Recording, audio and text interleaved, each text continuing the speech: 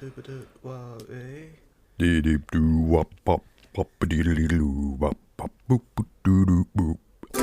had a problem and a microphone to spare. Thomas took it up and so the podcast went to air. For weeks and months they trawled through every single DVD. They've unwrapped all the ones they can and now they're cellulose free. Now they're cellulose free. Hello dear listener and welcome to Cellulose Free. My name is Colin and with me as always is my fellow film watcher, compadre and son, Thomas. Hi, hello. What have you been up to? Distracting myself with other frivolous things. Got nerd sniped about a question relating to AFL statistics. Someone asked, how many times does, the first place on the ladder play the last place on the ladder? And how many times has last place won? And it turns out that over 125 years now, history of the VFL and then the AFL, 19 times last place has played first and won. Wow. Yeah. So hang on, is that at the beginning of the season? No. Or are we talking throughout throughout the season? Right. Whoever happened to be first and last on the ladder before the round. Yeah. Right. So statistically, presumably that becomes rarer the further through the season. Did you do a curve as to, in round one, where presumably it's arbitrarily set, because everyone will be at... I made the chart and then I didn't think too hard about it afterwards. There were actually quite a few that were late in the season. It's become less common more recently because there are more teams. Yep. And so it is less likely for first to face last in the first place. Okay. And I did read somewhere, I think on ABC News, that there are certain places that are trying to get a 20th team up and running. Yeah. But well, so that could who's make to it say even more. The 19th gets up. Well, that's right. Yeah. Indeed. Who's to say? Well, in an ideal world for them, the Greens would get to say. But they seem to have been frozen out of discussions by Labour, and they're certainly not going to work with this particular Liberal Party. No. It's becoming increasingly difficult to see how anyone gets to 18. Yeah, it's just not going to happen.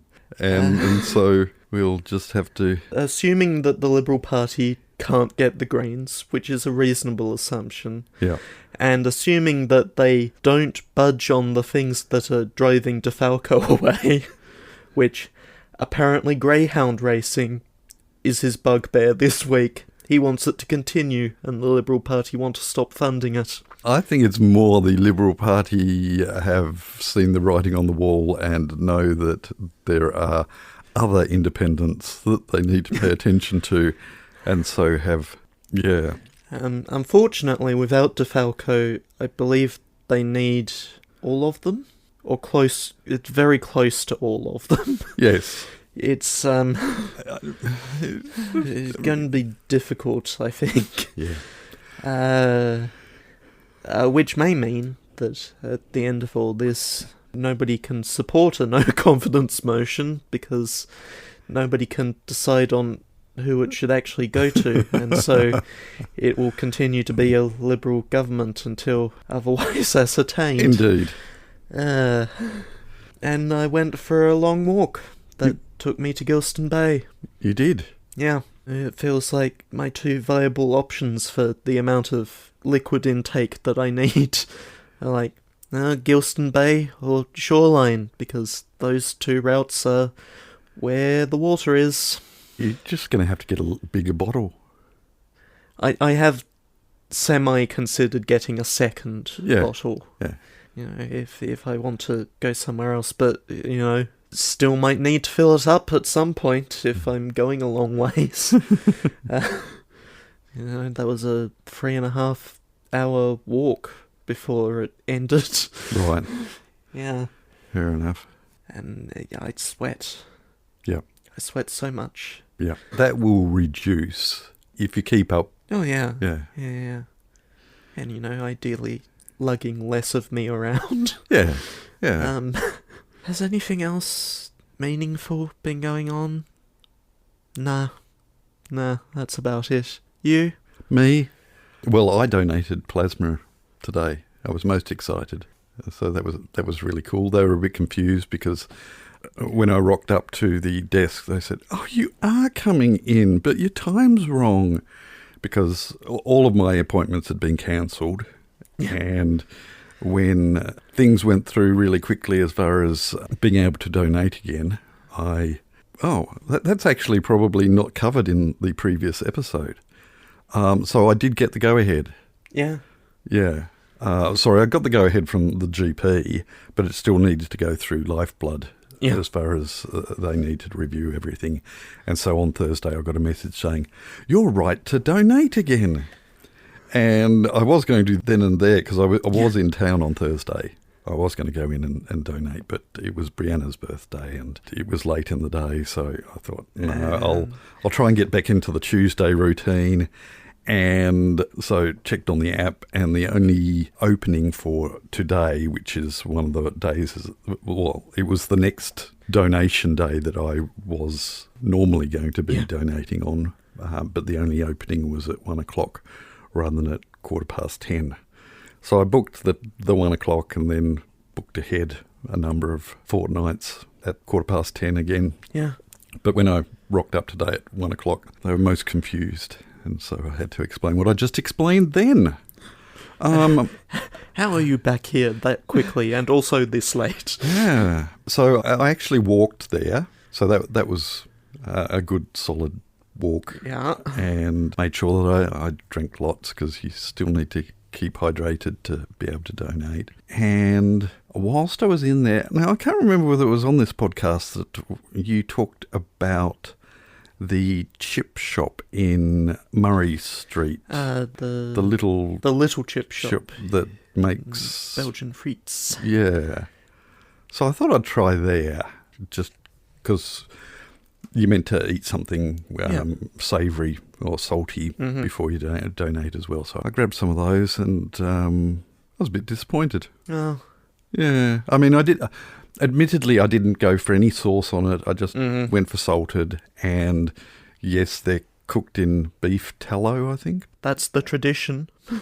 Yeah, I was not excited at all. It certainly tasted like it was cooked in beef fat, but by the time I'd got through like 6 or 7 chips, I kept eating them, obviously, but I was thinking, this ain't Crips chips. Well, yeah. Or legs and breasts chips. Mm-hmm.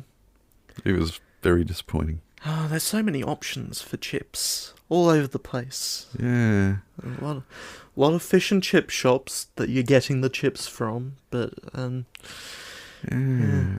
I mean, if I'm going to be perfectly honest, for the amount of, and it was very expensive for these chips, I think, and this is going to be very controversial, I would have preferred a large Macca's French fries than these. Where are they from? Awesome. Belgium. Yeah. Very disappointing. Well, there we go. Yeah. I won't be going there again. But on the walk over there, I walked through some semi-bush land in front of the Fairview Rise, or one of the retirement villages that's been built on the old golf course. But there was a stonking great safe that had been dumped on this path. Sorry, when I say stonking great, about the size of one of the larger bar fridges, or about the size of a large filing cabinet. And it had been pried open. You know, there are stickers on the front saying all that this safe contains is backup computer tapes Right. There's no money kept in there, but it had been wrenched open with crowbars and what have you. I thought, oh, what do I do? So I did call the non-urgent police number and said, look, there's this big safe that has been pried open. And the woman I was speaking to said, oh, have you looked inside it? And I said, well, it is sort of all open and there's nothing left inside it. And she said, well, we're not going to do anything about it. Yeah. I'm afraid as far as priorities are concerned, we're too busy. So, okay, all right. An empty safe that you don't know exactly what was in it. No. Yeah. Here I was thinking, someone will come over and dust it for prints and connect the dots with the burglary that happened in this place. And no, we don't care. And I did actually walk home from donating plasma, and I walked past that section again. I got 24,000 steps today. Which is really bad of me because they do tell you after you've donated plasma that you shouldn't do any strenuous exercise. So I walked at a casual pace. Yeah. 12,000 steps of casual pace. But yes, when I walked past that way again, the safe had gone. So I'm guessing someone had told someone else about it, maybe council. Who knows? Other than that, been on a couple of other walks, taking more photos. A couple of nice coastal walks with a couple of the kids and with Sister Helen. That sounds like a nun. Hi, Sister Helen. Anyway, we've waffled on for far too long. Yeah. We have a film to watch. We do. What are we enduring today? We will be watching the 5th film in the Fast and Furious franchise, which is titled Fast 5. Now, it has been some months. It has been some months. Since we were last here. Oh, so you have to catch us back up with a previously on Furiously 5 Fast Thingies. Yes, I do have a previous one. Okay. Previously on Speedy Angry People, Dom's girlfriend Letty is murdered in Los Angeles. She was working undercover for reinstated FBI agent Brian in an attempt to bust drug lord Arturo Braga. Both Dom and Brian end up in Braga's drug running crew, discover that Braga has all his crews killed after they finish the job, and escape with the drugs. Brian, in an attempt to clear Dom's record, uses the drugs as bait to lure Braga out, but Braga turns out to have been posing as his own second-in-command and escapes to Mexico. Brian is taken off active duty and joins Dom on a mission to capture Braga, at the end of which Dom turns himself in. Brian resigns from the FBI, for real this time, and takes Dom's crew to chase down the prison transport. And now, the continuation. We've seen all that. Yeah. Wow. Okay. All of that happened. I wonder if the movie itself has a previously on.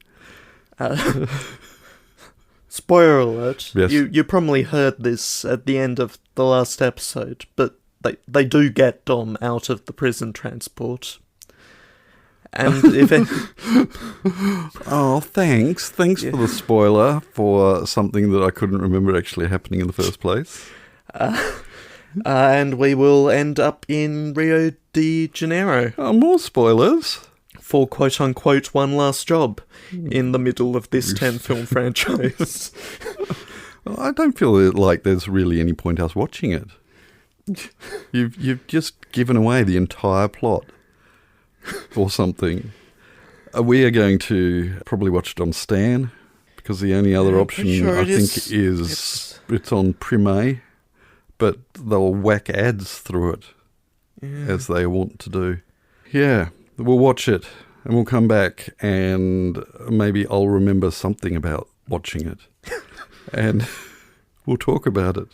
So we shall catch you on a double flip on its side and then onto its roof. Flip side. Turn to side E. E. A, B, C, D, E. That's 5. Yeah. Good work, you mongrel. I can count to 5. And I know the alphabet. Yay.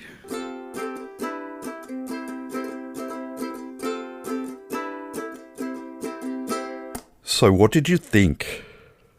Oh, it's fun, isn't it? I had way too much fun with that. Yeah. Finally. Because I don't think... Have I had fun with them before? Maybe the last one?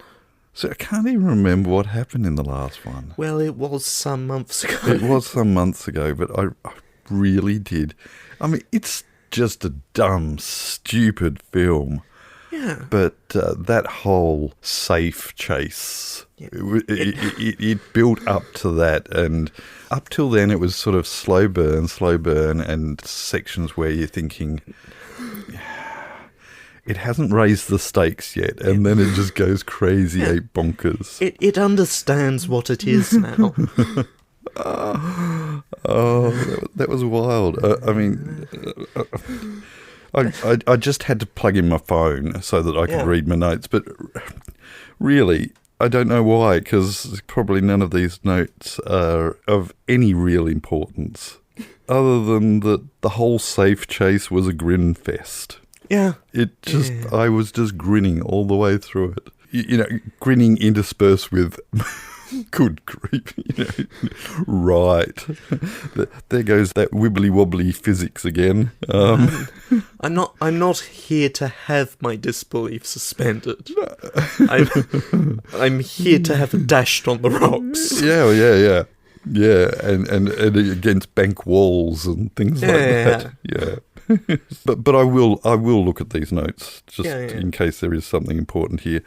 I did get a chuckle that the production company is Original Film. Yes, that's the company of Neil H. Moritz.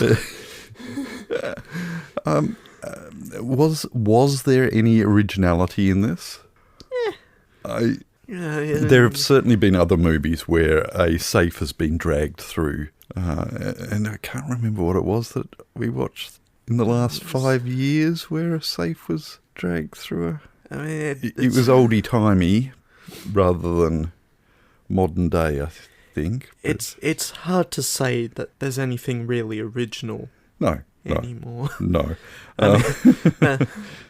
Everything old is new again. Let me go through some of original film's notable successes. I Know What You Did Last Summer, which is based on a novel. Yeah. Cruel Intentions, which was based on a novel. Jump Street, at least, appears to be vaguely a new idea. Hang on, isn't that based on a TV show, or was that 21 Jump Oh, Street? no, you're right. Yes, Jump based on a TV series. Yeah. So no, that's not original either. Not original at all. Fast and Furious, well, that was based on a magazine article, so... Yeah. The Sonic the Hedgehog films. That's original. Yeah, that's a new idea.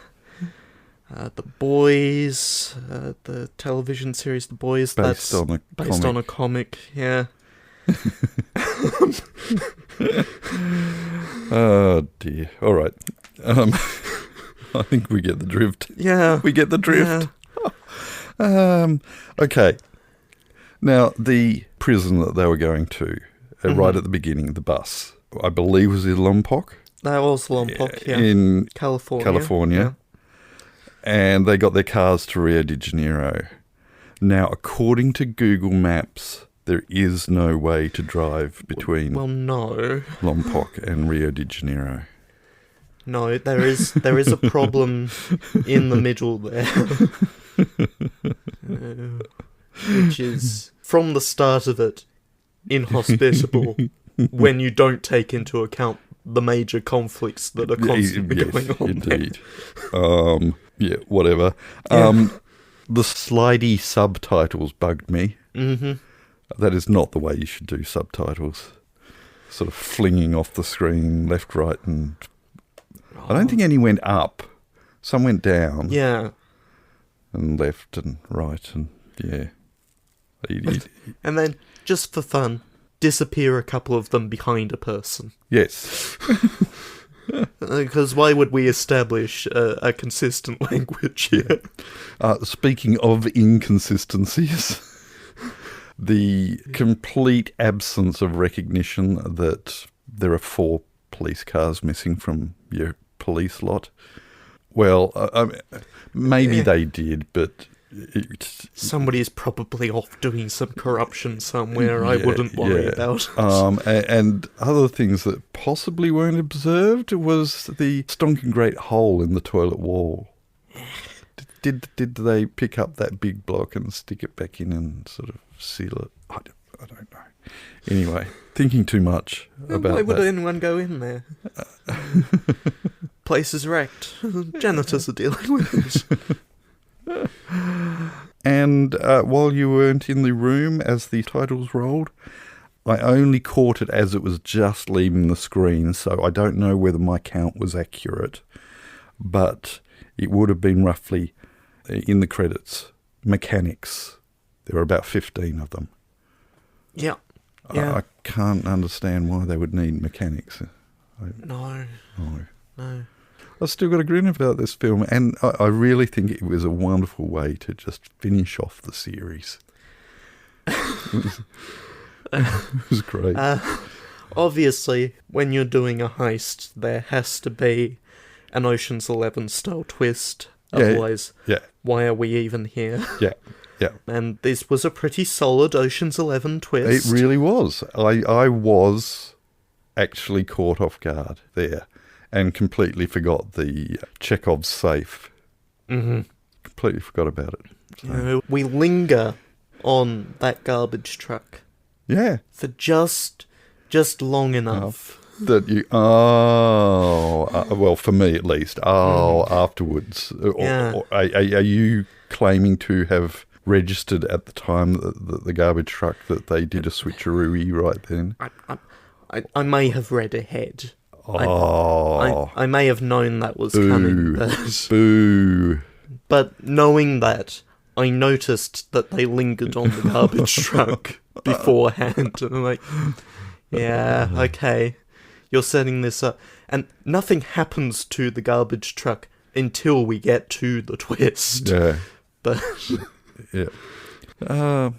It was a fun film. Yeah. Whereas I was sort of dreading watching this. I honestly don't recall. And we could have some really, really faithful listeners screaming out at me saying, no, you really liked the last one or what have you. But yeah, I don't recall feeling so much just boyish joy as I did in this.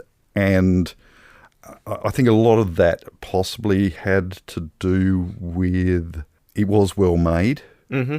The action sequences were solid. You've still got stormtrooper shooting and plot armor and what have you, but it was quite slickly made, whereas I think the previous ones, it was quite a jump, I think, from even the previous one. So... And it looks like Letty might not actually be dead. Who? Dom's girlfriend. Oh. He had a girlfriend, did he? Yeah, murdered in the last film. Well, apparently murdered in the last film. Might not actually be dead. Oh, was she shot sort of on the side of the road?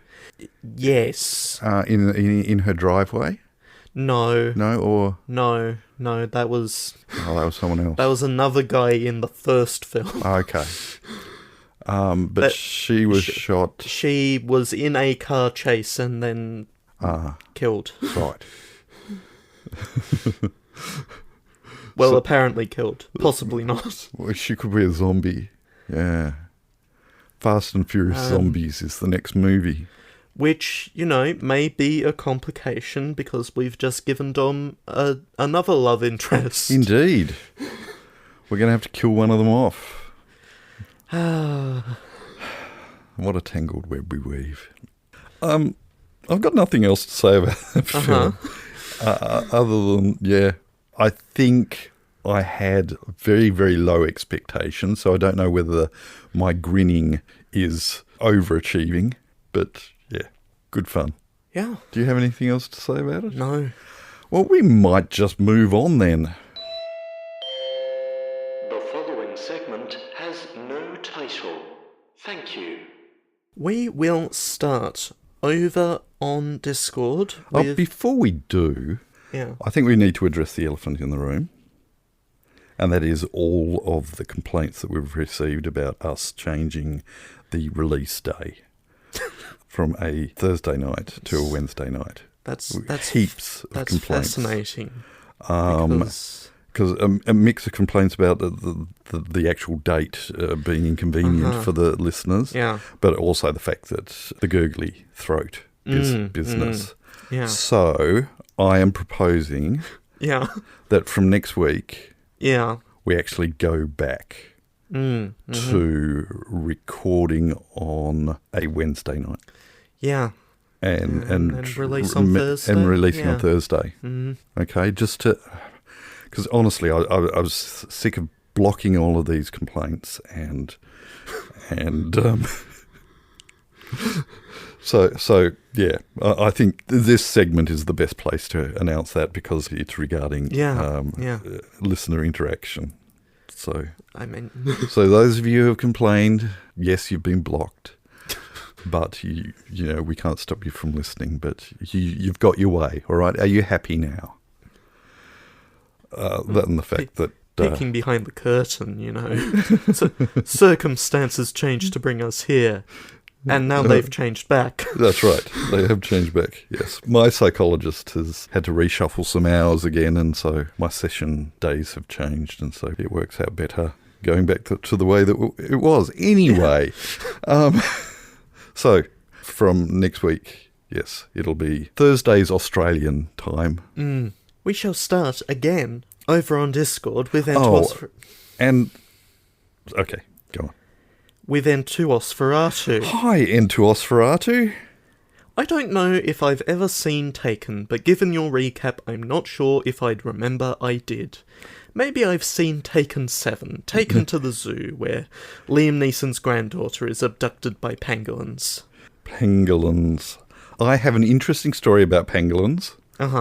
Bizarrely, on the same day of recording that episode of Taken 7, oh no, it was Taken 1 that we watched, wasn't it? Yeah. I listened to a podcast about pangolins.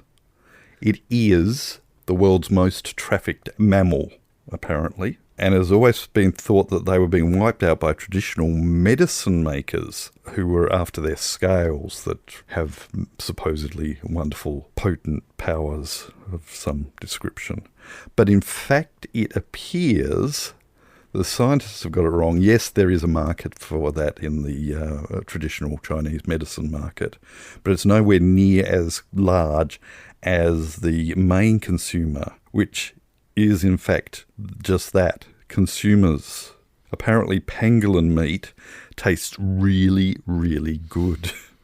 So, quoting from that podcast, it's not actually news that lots of people eat the 8 pangolin species found in Africa and Asia, but researchers wanted to figure out how much the demand for meat contributed to the animal's decline versus the scale trade.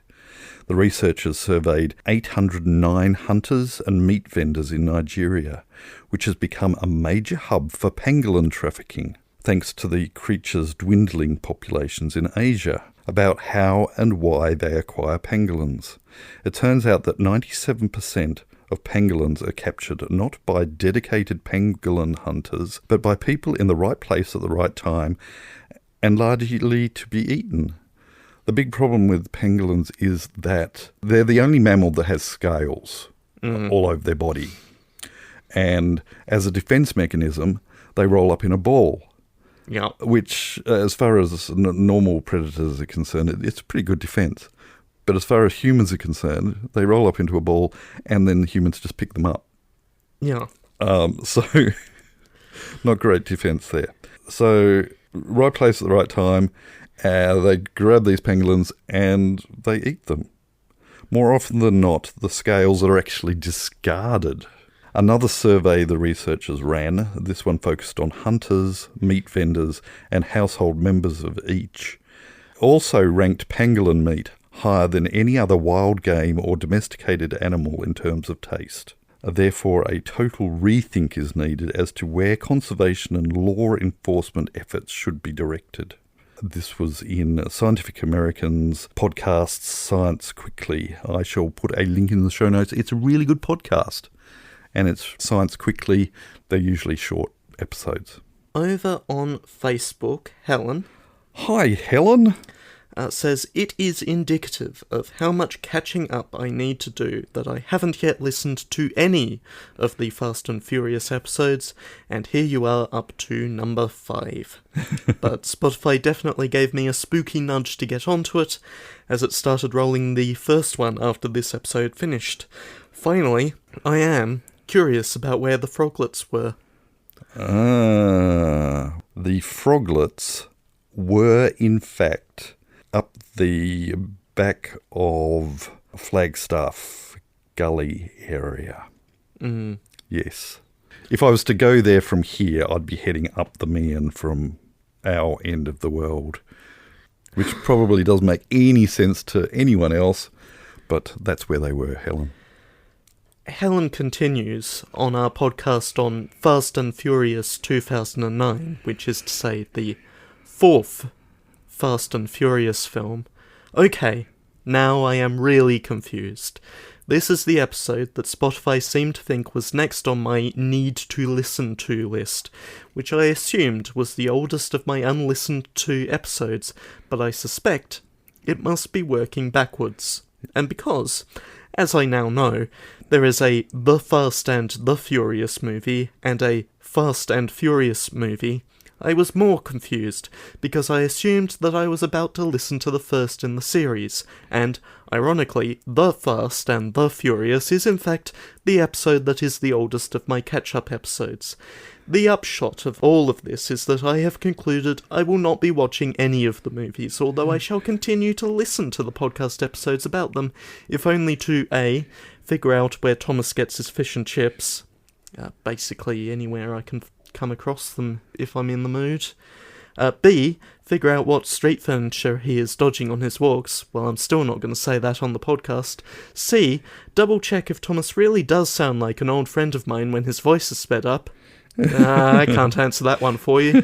D, find out if Colin writes to council about the confusing mountain bike trail signage, which I have since met. Yes, you have, and I confess that no, I have not done anything about that. E, catch up on all the elections that have happened this year. Well, that's your own prerogative. And F, listen to such gems as I listen to the soundtracks of silent movies. That's a clever line. Who said that? Thank you, Helen. And with a contribution on YouTube from M. Hi, M. That will take us up to the guesses. All right. I'm going to start with Helen, who says, yay, arbitrary point for me, and this week, a film that I won't add to any list at all, since the thing about a forget about it list is that it gets forgotten. Taking on board a seeming hint, I am going to go with Skill Set, that's Skillset, as my guess this week. Fair enough.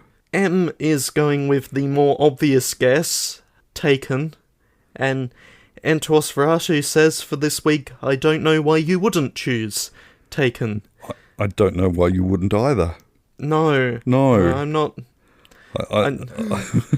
I may have been joking a little last week when I said that, it was impossible to guess what the file name was, because it was just Taken. It was. Yes, yeah. Yes, I might have been misleading in my misleadingness.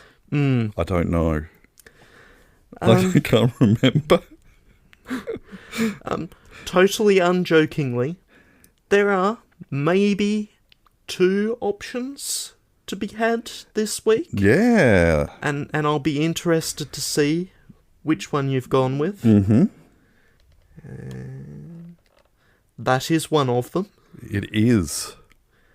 I could have gone with the other one. You could have. Yeah. Skill Set. It would have either been shorter or longer. It might have been shorter or longer. But it can't be any longer than 8. alphanumeric characters. Nope. So if you want to guess what I've called this week's episode's file name for the movie Fast Five, then you've only got 8 letters or numbers or less to guess. Work with. Yes, work with. Thank you. Film suggestions, any other sort of commentary, leave it in the comments or in the replies, or there are links in the show notes. Are Spotify podcasts still doing voice memos? Yes, they still have. I do leave the option of leaving a voice message if you are crazy enough to do so. The places in the show notes. Yes. Or the places where you are, depending on where you are, or what it says in the show notes. What are you saying, Thomas? I think we'd best move on. Pick a film for next week so we can go to bed. It is your turn. No way. It can't be. I assure you that I chose last week's movie. I assure you that under the strict and completely unchanging format of this podcast, that I pick a film, and then a week later, you pick a film, and then a week later, I pick a film, and then, get this, a week later, you pick a film. And it is now you pick that film. Particular week later. All right. So I have picked one. Here's one I prepared earlier. We're going back to 1992. Okay. Do you remember that? No. Oh. No. Wasn't around. No, you weren't. Wasn't even married then. No. So, next week, this is the plot synopsis. And I want you to buzz in as soon as you know what it is. A disgruntled ex-CIA operative, his assistant, and their assembled group of terrorists seize a battleship with nuclear blackmail in mind. They've planned for every contingency, but ignore the ship's cook, former Navy SEAL Casey Ryback, an error that could be fatal. I have not buzzed in. No, you have not. It is possibly a film that has never appeared on your radar. This is 4 years after Die Hard, and it sort of came in between Die Hard and Die Hard 2, maybe around that same time. A couple of years after Red October. Yeah, so it's that kind of feel. It's yeah. I'm going to tell you what it is. Yeah, that would be helpful. It stars Steven Seagal. Oh, okay. Yeah. So now you know what it is, don't you? No. No. I don't think you've seen a Steven Seagal movie. Probably. I've heard enough. Yeah. Okay. We're watching next week Under Siege. Right. Yes. It is streaming on both Disney and Stan in Australia. Look, I was going to call it a guilty pleasure, but I honestly can't remember. I just remember that if you're in the mood for some Die Hard and you've run out of Die Hard, then this is your next option, I think. I guess the upside here is that it's 90s Seagal and not more recent Seagal. Well, that's right. Yes. So we're going to watch Seagulls. Steven Seagulls next week. Yeah. We hope that you can join us. But until then, we'll catch you next time. Bye. You have been listening to Cellulose Free. Your hosts were Colin, who produces and edits the show, and Thomas, who makes the artwork and music. Cellulose Free is recorded in the Deranged Cat Studios in scenic Tasmania, Australia. We keep track of our extensive physical media collection through My Movies, which we highly recommend. You can find links to that, as well as other places you can find us in the show notes. Cellulose Free is a Hi Hello production.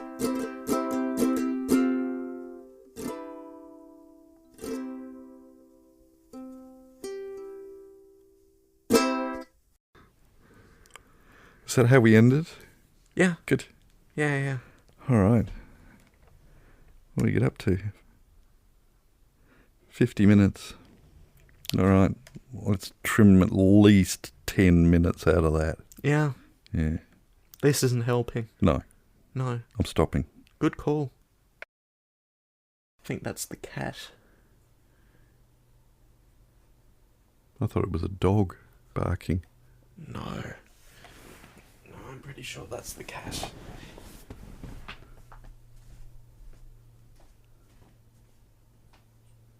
Oh, get out of there.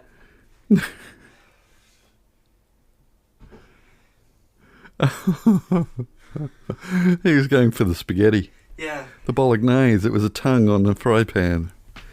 There we go. We're going to have to leave that in because everyone will be wondering what that was. Yes, cat tongue on frying pan.